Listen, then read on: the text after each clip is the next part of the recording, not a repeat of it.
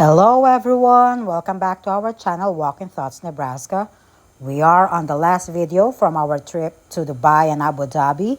This time the highlight will be the Louvre Museum. It's either Louvre or the Louvre, depending on how you go on the internet and ask how to pronounce it. It's really up to you, but this is one of the highlights because I really love going to museums, and this is one in the itinerary that I really ask my family to make sure that we are going to this museum. You can spend a whole day at the museum, half a day, or even just a couple of hours. We spent more than a couple of hours here just because there are a lot of collections that they have that we really wanted to be able to see. You are able to book the ticket online, that's what we did, but you can also buy the tickets on site. The museum is part of 27 billion US dollars tourist and cultural development for the island, planned to house a cluster of world-class cultural assets. And here we are. This is the entrance to the Louvre here in Abu Dhabi. This museum is located here on the Sayed Island here in Abu Dhabi. It runs under agreement between UAE and France, signed in March 2007. This museum is approximately 24,000 square meters in size with 8,000 square meters of galleries, making it the largest art museum in the Arabian Peninsula. One of the things that I'm really looking forward to in visiting this museum is that artworks from around the world are showcased here with the intent to bridge the gap between Eastern and Western art. Typically, when you go to museums, you always see the Western architecture, Western photographs, or Western art collection. This museum is also incorporating those Eastern ones and also those that are very specific to the culture of this island.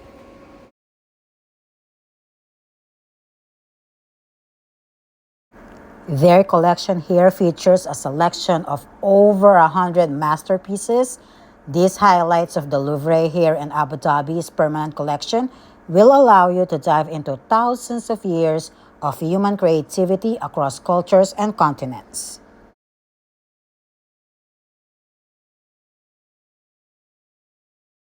The museum galleries here tell a chronological history of human creativity that explores the shared ideas and issues that have defined the common humanity from prehistory to the present.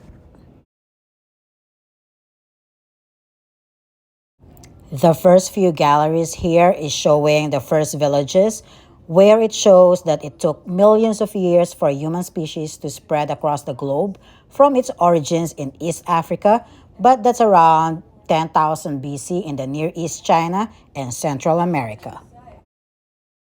Then you're going to see features from kingdoms that began to appear in the fertile valleys of the Tigris, Euphrates, Nile, Indus, and Yellow River around 3000 BC. Then you'll see where the first kingdoms began to give way to vast cultural and political groups. The Assyrians, then the Persian empires dominated the Middle East. Greek cities became established around the Mediterranean basin, while the Nok and Olmec cultures spread across the West Africa and Mesoamerica, respectively. You're going to see the evolution, encounters, and clashes of these empires, stimulated in its artistic and philosophical fusions, whose influences are still felt today.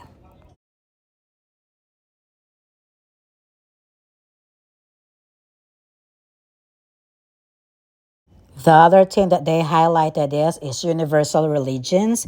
I do like this area of their gallery because they did not only specify Christian religion, but they put on display all artifacts from different religions across the world.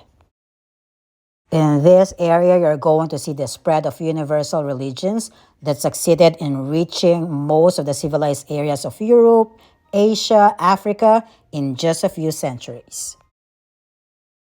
By addressing their message to all humanity without distinction, they are able to show artifacts from Buddhism, Christianity, and Islam that transcended local cultural characteristics and deeply transformed communities that thrived during antiquity. This area really showcased how religions shared the idea of monotheism, but differed on issues such as representation of the divine. The universal religions all have their roots in ancient religions as they expanded all throughout the history.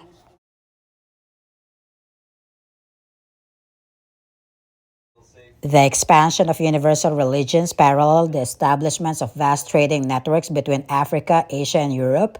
And the next section is showing all of the main actors of these exchanges where they are able to exchange inventions such as porcelain, gunpowder, paper, and printing. Then, with all of these pots here and other artworks, you're going to see a melting pot of cultures of Christianity, Byzantium, and Islam. The Mediterranean basin in the Middle Ages served as a focal point of commercial and cultural routes from across Asia and Africa. Around this section will show too the competition between Christian kingdoms that are flourishing trade that contributed to the economic and scientific development of the time. As you move on to the next section, you're going to see items where navigators such as Majid, Zheng, and Christopher Columbus established those direct contacts between cultures and civilizations, and they are able to establish the network of exchanges on a truly global scale. You're going to see the first travelogues that were published recounting journeys to distant lands, while maps and globes charted the contours of this new world, the exotic materials and strategy shaped works of art that filled all of these cabinets and curiosity during their time. Then you're going to see how the affluence that had previously been preserved for the monarchs were attained by certain sections of society. So you're going to see the spread of manufactured products that are seen here and how they are able to transform economies that stimulated a new mode of consumption everywhere across the world. The increase in consumption during that time had resulted to greater attention that was paid to furnishings, decoration of houses, as well as personal adornment and dresses. And across all continents, the arts are reflecting all of those things. And those art could either be in paintings or the sculptures that you're going to see around.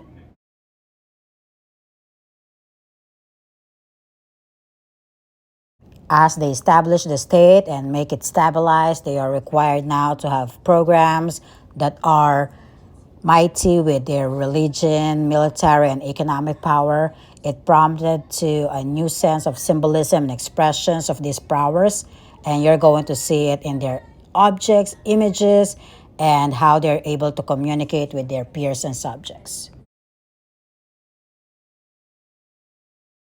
The circulation of goods and peoples experienced unprecedented acceleration during the modern period as compared to previous periods.